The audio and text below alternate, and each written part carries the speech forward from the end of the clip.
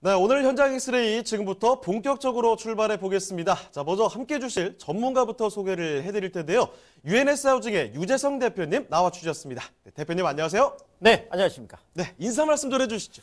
자, 보통 이렇게 규제가 나오면 보통 뭐 한 2, 3개월 또 많게는 또 뭐 한 꽤 오랫동안 이렇게 뭐 좀 조정을 받고 이제 이런 게 일반적일 텐데요.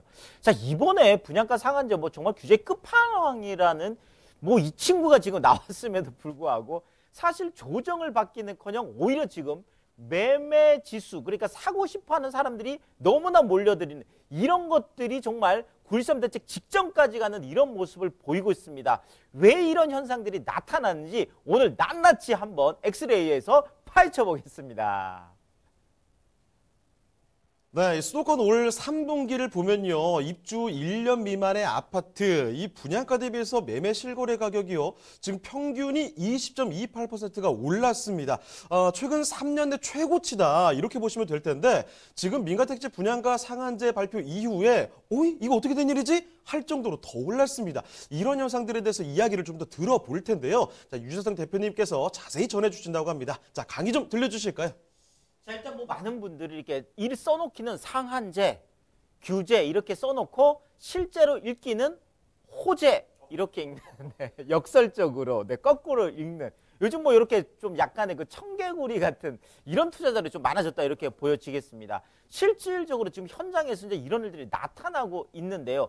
그것이 이제 대표적인 게 정말 매매 심리 지수라는 게 있습니다. 뭐냐면 이것이 지금 현재 151포인트인데요. 자, 100포인트 이하면 사고 싶어 하는 사람들보다는 팔고 싶어 하는 사람이 많은 거예요. 자, 그런데 100이 넘어간다라는 거는 사고 싶어 하는 사람들이 팔고 싶어 하는 사람보다 어마어마하게 많은 건데요. 자, 지금 최근에 이것이 12.4포인트나 한 달 만에 상승을 했습니다. 상한제 규제 끝판왕이 나왔음에도 불구하고 그렇다는 거죠.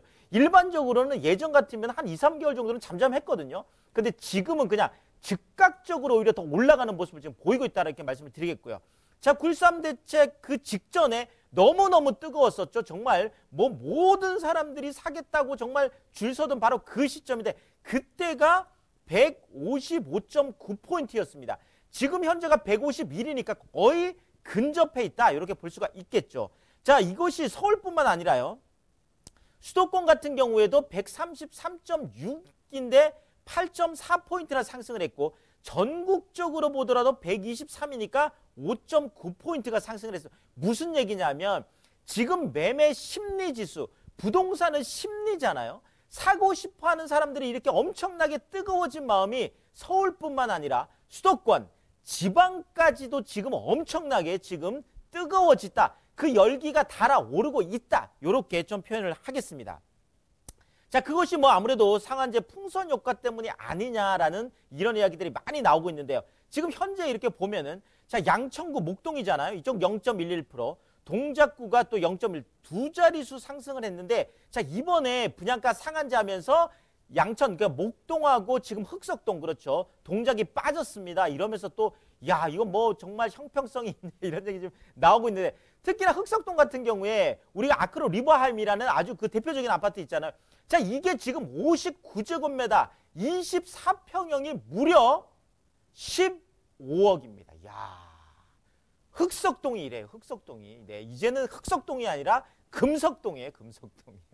84제곱미터 33평형이요. 지금 19억, 거의 20억 가까이 이제 갔습니다. 정말 강남 부럽지 않은 이런 것들이 지금 나타나고 있죠. 지금 목동 같은 경우에도 들썩들썩 하고 있죠. 지금 뭐 재건축 지금 더 열기가 뜨거워지고 바로 이런 분위기 나타나고 있죠. 자, 과천 이번에 빠졌습니다. 그렇죠. 0.97% 상승해서 전주 0.51보다 지금 0점 주간 상승률이 이렇다는 거예요. 자, 2배 이상 지금 뛰고 있죠.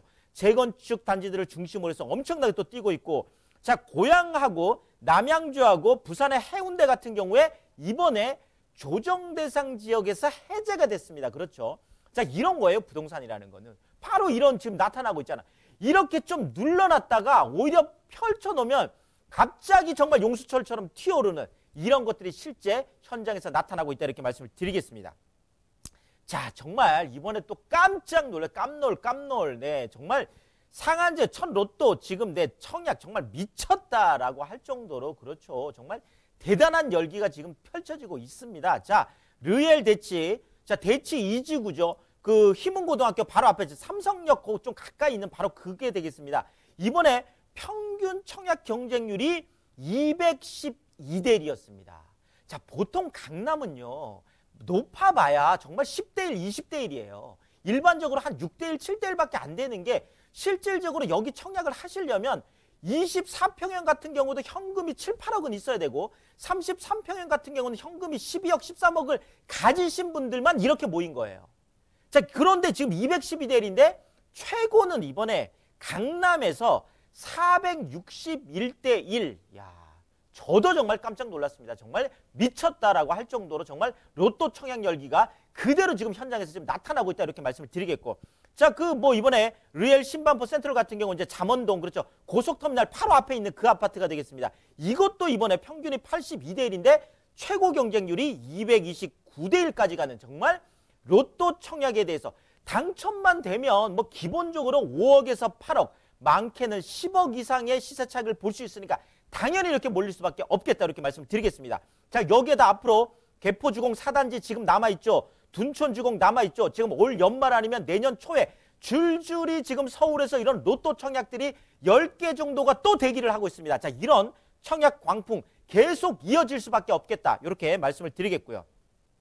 자, 더더구나 이번에 또 교육부에서 부동산 가격에 기름을 부었습니다. 고교 서열화 해소라는 건데요. 자, 고교 서열화를 해소한다라는 거는 이렇게 2025년 3월까지 자사고, 외고, 국제고 다 없애고 일반고로 전환한다는 거거든요. 자, 거꾸로 생각해보면 지금까지 우수한 학생들이 지방의 자사고, 외고, 특목고 이렇게 갔었는데 이제는 또 전부 다 강남 8학군이나 목동 같은 대한민국 사교육의 중심지로 다시 모이게 되는. 자, 이제 고등학교도 인서울, 대학교도 인서울, 부동산 가격이 올라갈 수밖에 없잖아요. 자, 그런 측면에서 최근에 레미안 대치팰리스가 이제 또 대표적인 아파트잖아요. 자, 이게 전용 면적 33평이요.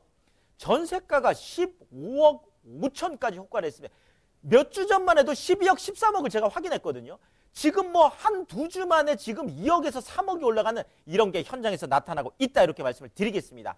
자, 그런데 이런 부동산 매수 심리가 계속 제가 볼 때는 올라갈 것 같아요. 지속적으로. 그렇죠. 자, 그 이유가 뭘까요? 바로 이런 거죠.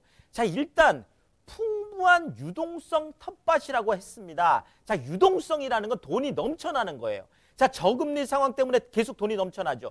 재정 정책 때문에 돈이 넘쳐나죠. 여기에다 이제 양적 완화까지 얘기할 정도니까. 자, 어쨌든 풍부한 유동성, 구매력을 갖춘 수요자들이 현금을 12억, 13억 갖춘 사람들이 461대 1까지 몰리는 바로 이런 것들이 우량자산, 소위 말하는 서울에 있는 부동산, 이쪽이 안전자산, 우량자산이라는 걸로 하면서 이쪽에 씨를 뿌리고 싶은 사람이 많은 거죠. 그러니까 좋은 밭에 좋은 씨를 뿌리니까 당연히 자라날 수밖에 없겠는데 여기에다가 지금 엇박자라고 제가 해놨는데 자, 이런 거죠. 자, 국토부 안에서도 자, 뭐 분양가 상한제 한다고 하면서도 2030 교통 광역도착 하다 보니까 GTX A노선, B노선, C노선, 신안산선, 이번에 D노선까지.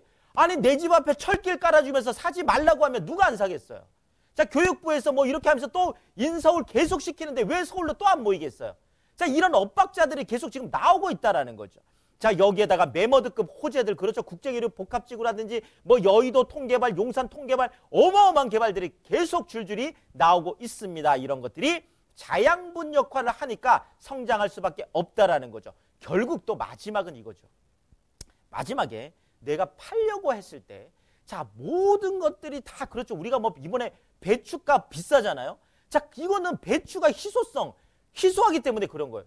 옛날에 배추 너무 다 이럴 때는 가격이 싼 것, 자, 이런 것처럼 지금 서울에 있는 부동산, 서울에 있는 것들은 전부 다 희소 가치가 있기 때문에 이런 것들이 차익 실현을 할 때, 아, 정말 짱이구나. 이래서 계속 가격이 상승할 수밖에 없겠고 내가 팔려고 내놨을 때도 금방금방 잘 팔리는구나. 이런 것들을 전부 다 경험을 했다. 이런 것들이 학습 효과다. 이렇게 말씀드리겠습니다. 그래서 지금 제가 판단할 때는 연말뿐만 아니라 내년 초 그 다음까지도 계속 이런 매매 심리지수, 사고 싶어하는 마음들은 계속 상승할 수밖에 없겠다. 이렇게 결론을 내겠습니다.